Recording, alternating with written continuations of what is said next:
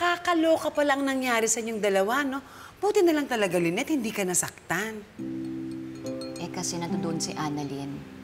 Pero kung wala siya, baka nasaktan na ako ni Carlos. Eh, teka muna.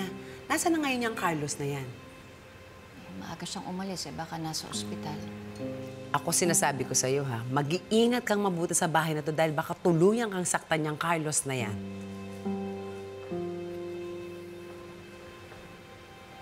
Lynette?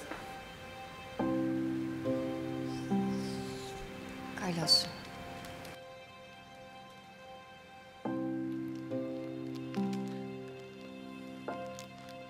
Flowers for you.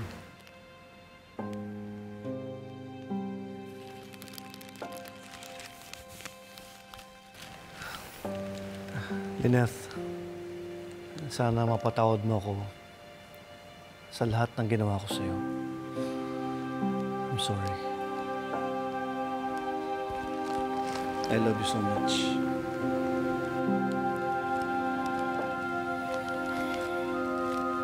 Basta ipangako mo lang sa akin na hindi ka na magsisinungaling.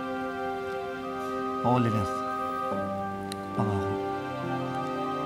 Hindi na ako magsisinungaling sa'yo kahit kailan.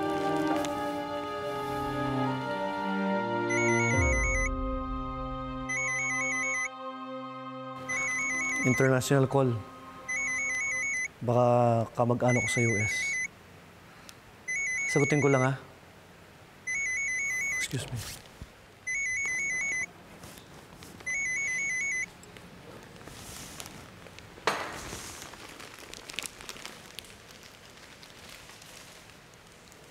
Lynette, ba't ganon?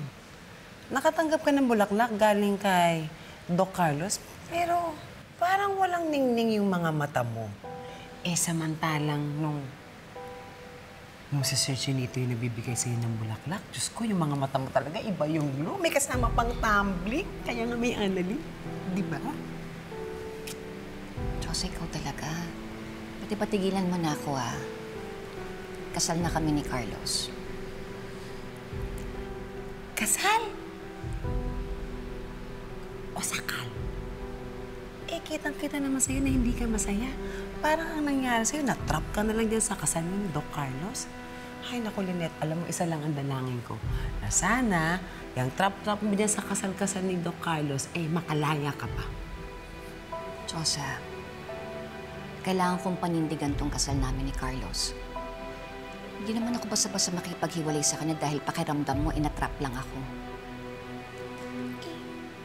Lynette, alam ko naman yun na may mas malalim pa na dahilan para magkahiwalay kayo ni Doc Carlos.